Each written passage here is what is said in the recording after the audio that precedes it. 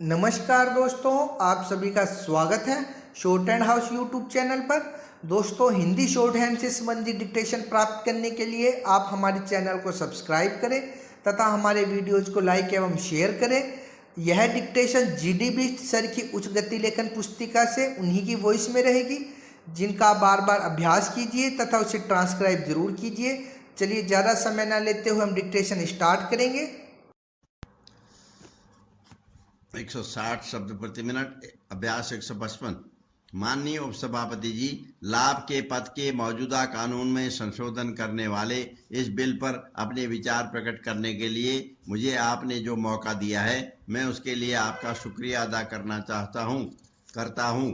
श्रीमान, जब यह विधेयक पहली बार सदन में माननीय गृह मंत्री जी द्वारा 1910 में प्रस्तुत किया गया था, तब भी मैंने उस विधेयक का विरोध किया था और आज जब यह संशोधित रूप में पुनः इस सदन में प्रस्तुत किया गया है, इस रूप में भी मैं अपने दल की ओर से इसका विरोध करता हूं।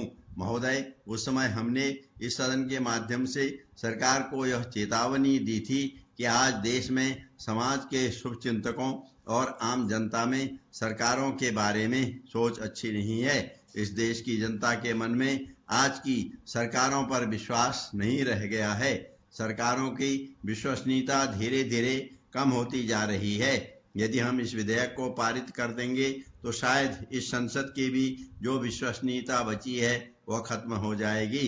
श्रीमान, मुझे ऐसा लगता है कि जो आशंका हमने इस सदन में उस विधेयक पर चर्चा के समय जताई थी, राष्ट्रपति जी के मन में भी वही आशंका होगी और वही विचार आया होगा, जिसके कारण सरकार को आज यह विधेयक संशोधनों के साथ पुनः इस सदन में लाना पड़ा। दोनों सदनों के द्वारा पारित किए हुए विधेयक को जब महामहिम राष्ट्रपति जी के पास भेजा गया तो उन्होंने उस विधेयक को संसद के सामने पुनर्विचार के लिए वापस भेज दिया। मैं समझता हूं कि जब महामहिम राष्ट्रपति जी द्वारा किसी विधेयक को पुनर्विचार के लिए सरकार के पास वापस भेजा जाता है तो इसका अर्थ यह निकलता है कि राष्ट्रपति जी उससे सहमत नहीं हैं। इसलिए जो तर्क यहाँ पर मंत्री जी ने दिए वह हमारी समझ में नहीं आते और उसका अर्थ यही निकलता है कि आप बड़े आदमियों को बचाने के लिए ही यह घोर पाप कर रहे हैं और इस सदन से करवा रहे हैं। उपसभापति महोदय, कानून मंत्री जी जब यहाँ बोल रहे थे तो मैं उनकी बातों को सुनकर थोड़ा हैरान हो रहा था। उन्होंने इस सदन में कई तर्क दिए। हमारे मंत्री जी कानून के विद्वान हैं, इसलिए मैं उनको जवाब या सफाई देने के लिए यहाँ खड़ा नहीं हुआ हूँ, लेकिन मुझे इस बात का आश्चर्य हुआ कि हमारे देश में संसदीय लोकतंत्र है।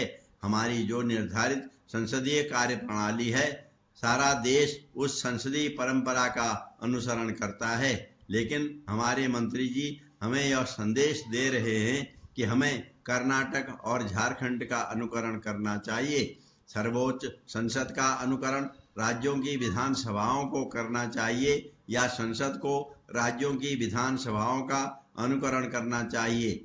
अगर वे सही हैं तो हम भी अपनी जगह सही हैं, और यदि वे गलत हैं और यदि आप उनका अनुसरण करते हैं तो वह भी गलत है। मैं आपके माध्यम से मंत्री जी से यह प्रार्थना करता हूं कि आज आपने जो इस सदन में कहा, आप सदन की कार्यवाही के उस वक्तव्य को पढ़ेंगे तो आप उसे पढ़कर स्वयं भी हंसेंगे।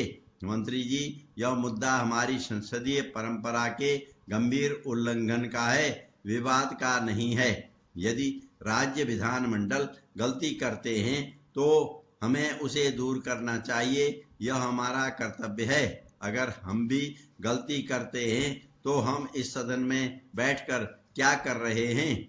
इस संसदीय प्रथा को बचाए रखने के लिए हमें ठोस कदम उठाने चाहिए। महोदय, यहाँ कुछ सदस्यों ने संविधान के अनुच्छेद 102 और 103 का जिक्र किया है।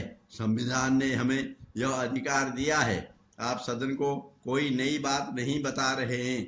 आपको उस कानून में संशोधन का पूरा अधिकार है, लेकिन उसे संशोधित करने का आपका तरीका गलत है। जिन सदस्यों या संस्थाओं को हम अब उस विधेयक के दायरे से बाहर कर रहे हैं, वे संस्थाएं नई नहीं हैं।